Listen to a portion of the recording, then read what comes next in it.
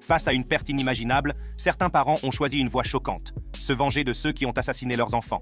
Qu'il s'agisse de fusillades dans les salles d'audience ou d'enlèvements planifiés, ces actes soulèvent des questions complexes sur le deuil, la justice et les limites de l'amour parental.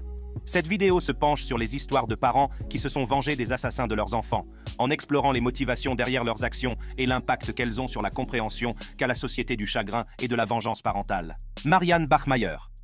Dans cette vidéo choquante et captivante, nous nous plongeons dans l'histoire extraordinaire de Marianne Bachmeier, une mère endeuillée qui a pris la justice en main. Rejoignez-nous pour découvrir comment Marianne Bachmeier a cherché à se venger de l'homme qui avait brutalement assassiné sa fille Anna, âgée de 7 ans. Dans une affaire qui a bouleversé l'Allemagne, l'acte d'autodéfense de Madame Bachmeier a déclenché un débat national sur les limites de la justice et les dangers de prendre les choses en main. Nous découvrirons les détails sensationnels du procès, les événements choquants qui ont conduit à la décision fatidique de Bachmeier et les conséquences qui ont divisé la nation. Préparez-vous à un voyage captivant dans le cas le plus spectaculaire de justice d'autodéfense de l'histoire allemande d'après-guerre. Marianne Bachmeier est née en Allemagne de l'Ouest, dans les années 1970, dans un foyer conservateur avec des parents profondément religieux. Son père, ancien membre de la Waffen-SS, était un personnage autoritaire connu pour sa consommation excessive d'alcool. Cet environnement tumultueux a créé une éducation difficile pour la jeune Marianne. Au fur et à mesure qu'elle grandit, la relation entre ses parents se détériore et aboutit à leur divorce. L'impact de cette séparation a été profond et a laissé une trace durable dans la vie de Marianne. Ses parents n'étant plus ensemble, Marianne s'est retrouvée au milieu de leur conflit. Incapable de faire face aux difficultés du foyer, la mère et le beau-père de Marianne ont finalement pris la décision difficile de la mettre à la porte. Marianne s'est alors sentie abandonnée et seule, sans savoir vers qui se tourner pour obtenir du soutien. Elle a été forcée de naviguer dans le monde par elle-même à un jeune âge, faisant face à de nombreuses difficultés en cours de route. Malgré les difficultés qu'elle a rencontrées, Marianne a fait preuve de résilience et de détermination. Elle est devenue mère à un jeune âge, mais en raison des circonstances de sa vie, elle a pris la décision déchirante de faire adopter ses 2 premiers enfants. Ce choix lui a pesé, mais elle pensait que c'était la meilleure décision pour leur bien-être. Cependant, lorsque Marianne a donné naissance à son 3e enfant, Anna, elle a fait un choix différent. Déterminée à élever sa fille elle-même, Marianne a relevé les défis de la maternité célibataire. Elle a consacré son amour et son énergie à créer un environnement stable et stimulant pour Anna, dans l'espoir de la protéger des difficultés qu'elle avait connues. Marianne est loin de se douter que son monde est sur le point d'être bouleversé de la manière la plus inimaginable qui soit.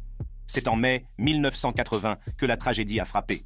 Anna, la fille bien-aimée de Marianne, âgée de 7 ans, a été enlevée, agressée sexuellement et brutalement assassinée. L'auteur de ce crime odieux n'est autre que Klaus Grabowski, un voisin ayant un casier judiciaire pour attouchement sur mineurs.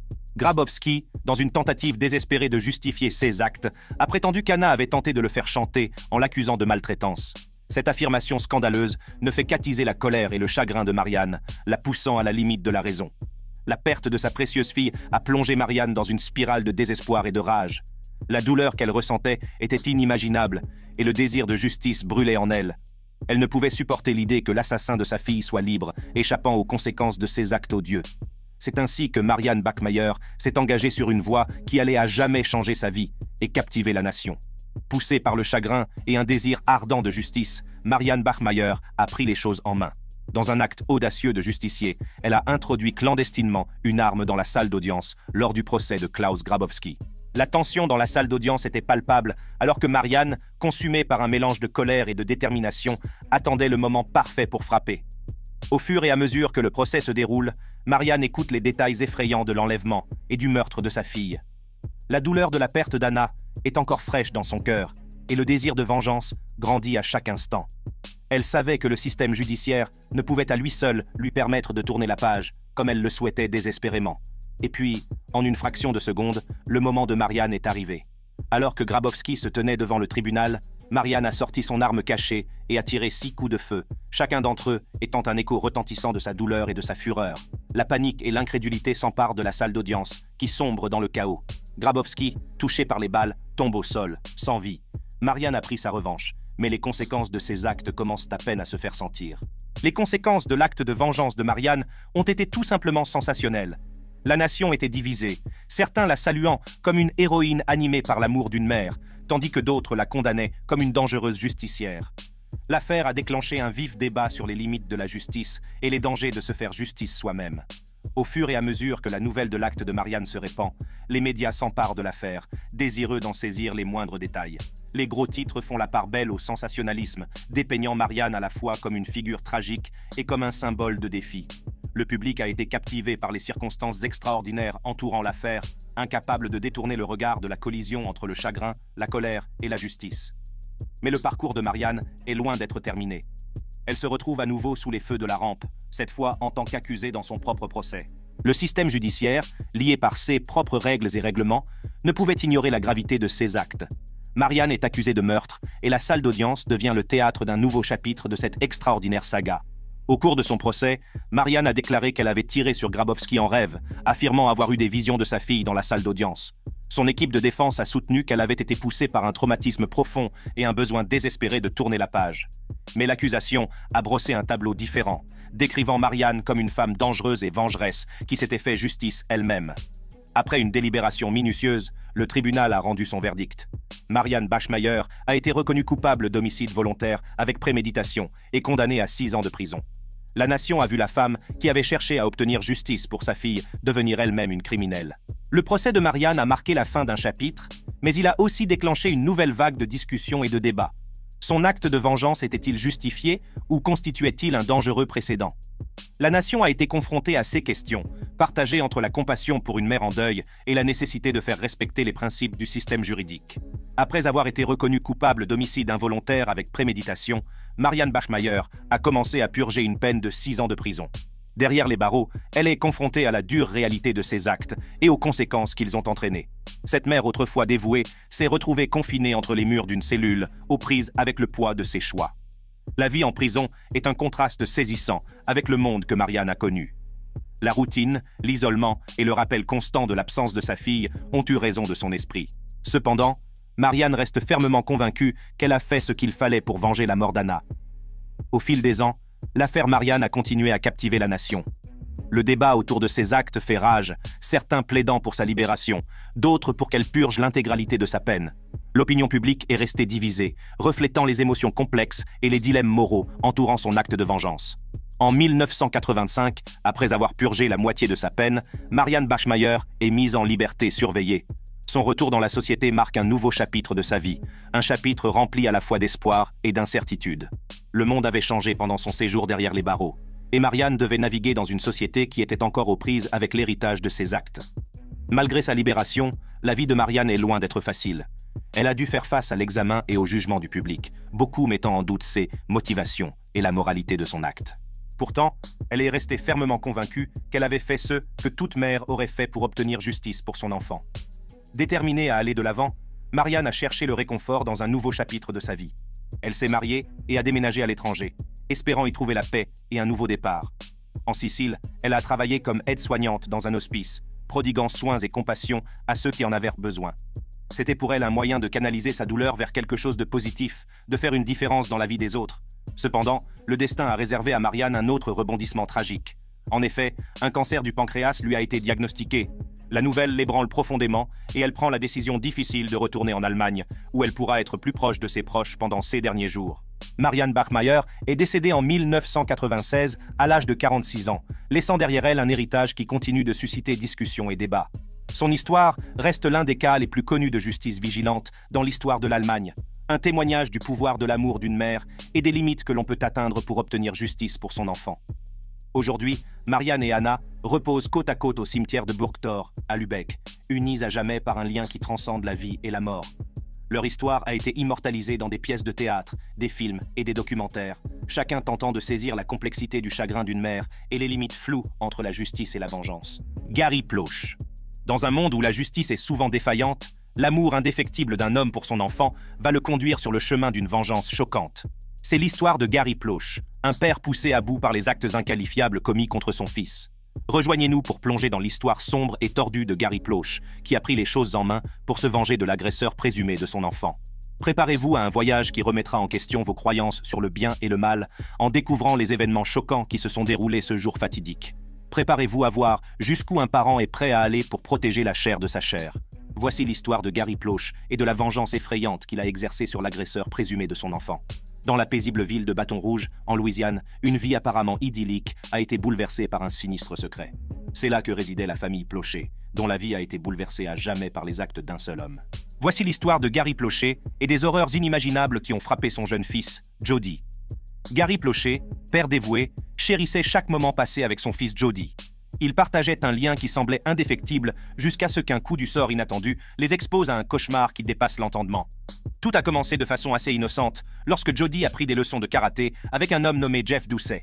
Gary était loin de se douter que cet instructeur apparemment ordinaire deviendrait l'incarnation du mal dans leur vie. Doucet, un loup déguisé en agneau, a profité de sa position de confiance pour s'attaquer au jeune Jody. Pendant plus d'1 an, il a fait subir à cet enfant innocent des sévices sexuels inqualifiables, brisant à jamais son innocence. Le monde de la famille Plauché est bouleversé lorsque la vraie nature de Doucet est révélée. Il kidnappe Jody et l'emmène en Californie, où les abus se poursuivent. La panique et le désespoir s'emparent de la famille Plauché, qui cherche frénétiquement son fils disparu. Les jours se sont transformés en nuits angoissantes et l'espoir a commencé à s'évanouir. Enfin, après ce qui a semblé être une éternité, Jody a été retrouvé et rendu à sa famille en Louisiane. Le soulagement était palpable, mais les cicatrices de cette épreuve entraient à jamais leur vie. La famille Plauché a survécu à l'inimaginable, mais la bataille pour la justice ne fait que commencer.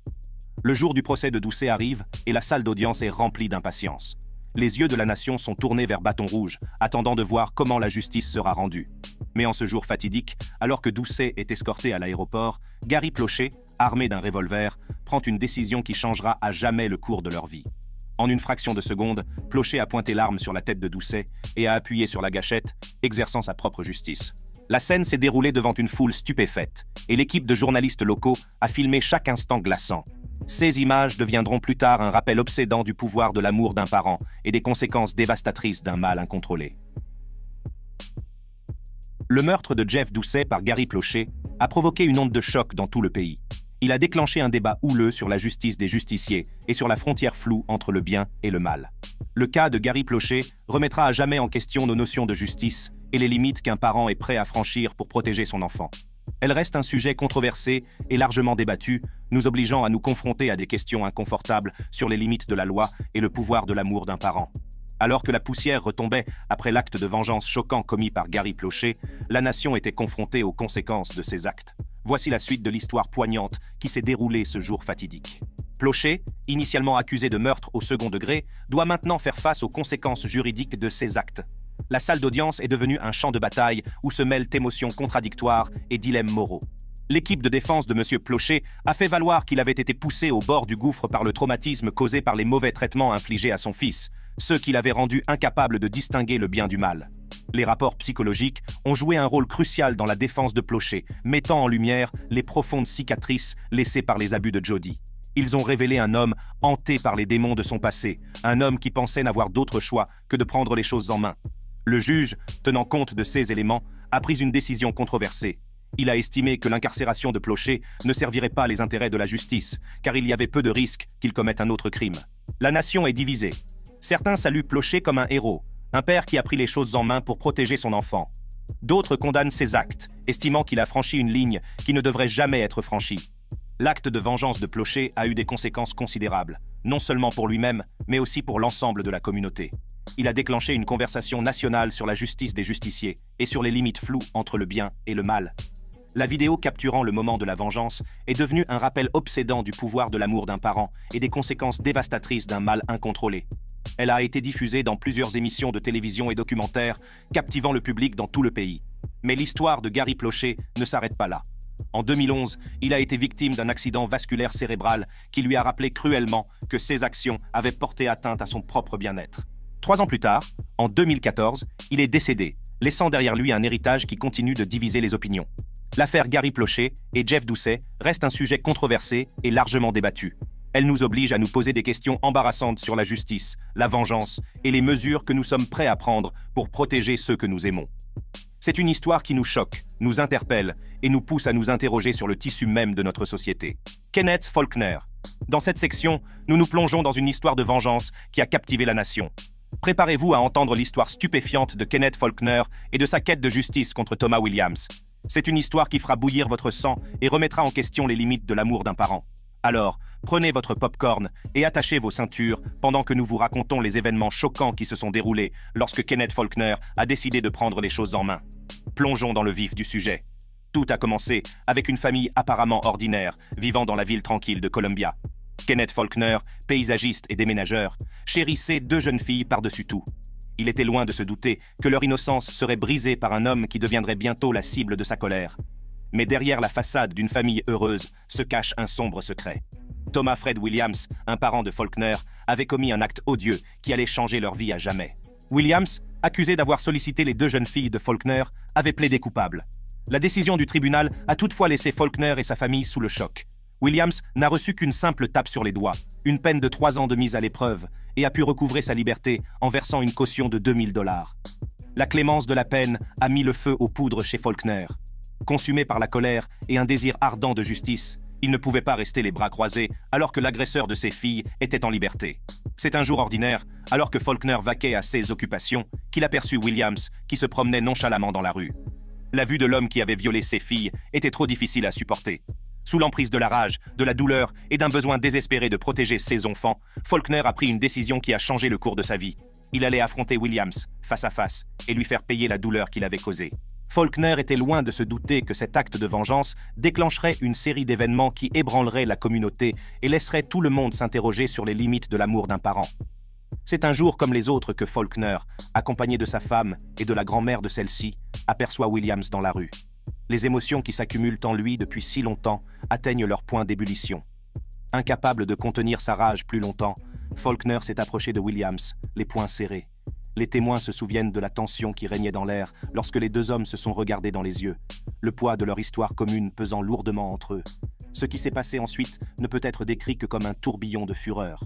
Faulkner aurait déchaîné un torrent de coups de poing, ses poings se heurtant au corps de Williams à plusieurs reprises.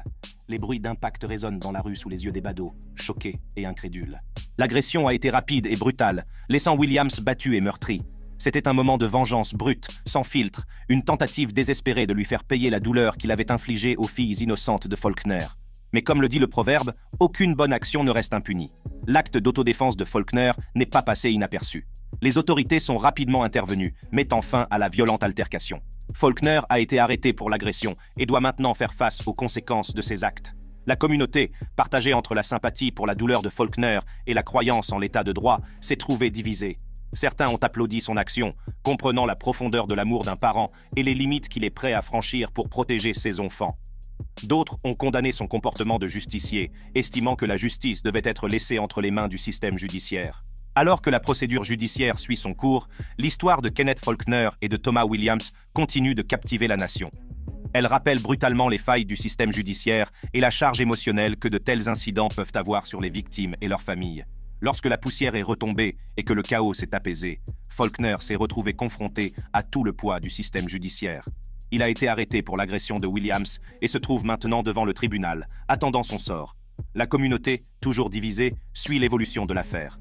Certains voient en Faulkner un héros, un père qui a pris les choses en main pour protéger ses enfants. D'autres le considèrent comme un criminel, un homme qui a dépassé les bornes et recouru à la violence. Mais malgré l'attention du public et les batailles juridiques, Faulkner est resté déterminé.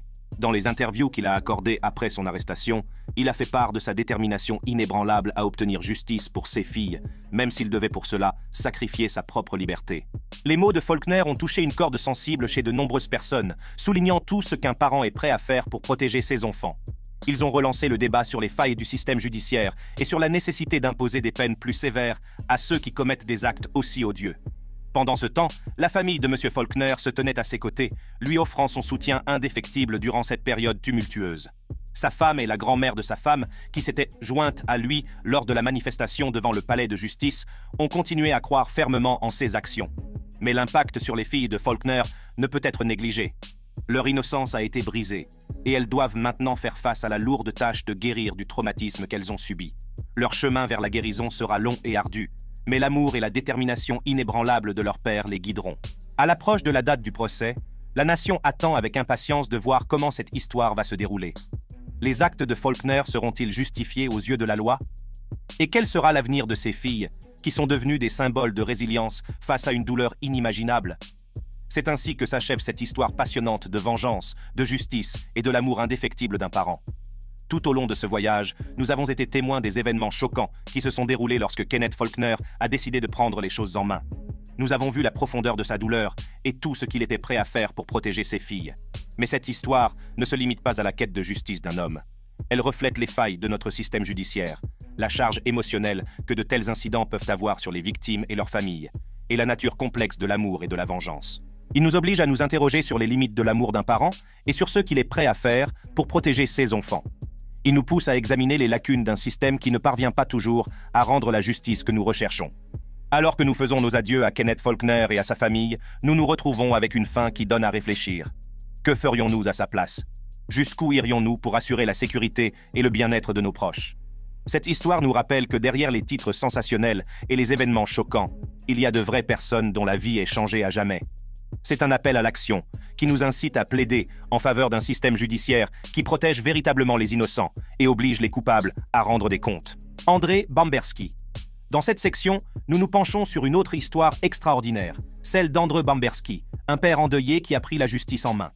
En 1982, le monde d'André a été bouleversé lorsque sa fille bien-aimée, Kalinka, a été retrouvée morte dans des circonstances suspectes.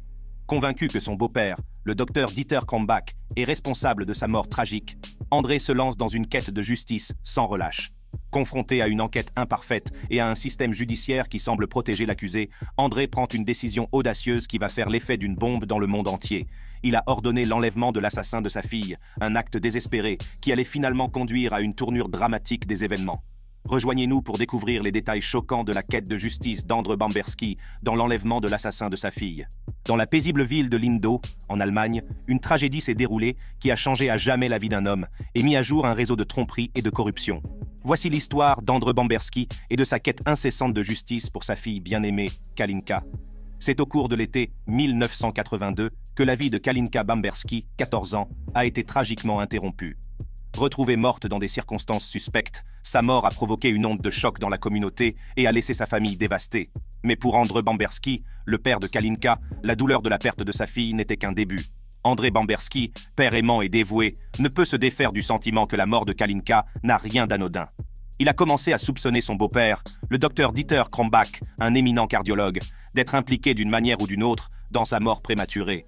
André a toujours été un père attentionné pour Kalinka, chérissant chaque moment passé ensemble. Mais au fur et à mesure qu'elle grandissait, sa relation avec le docteur Krombach s'est tendue. André ne peut s'empêcher de remarquer les changements chez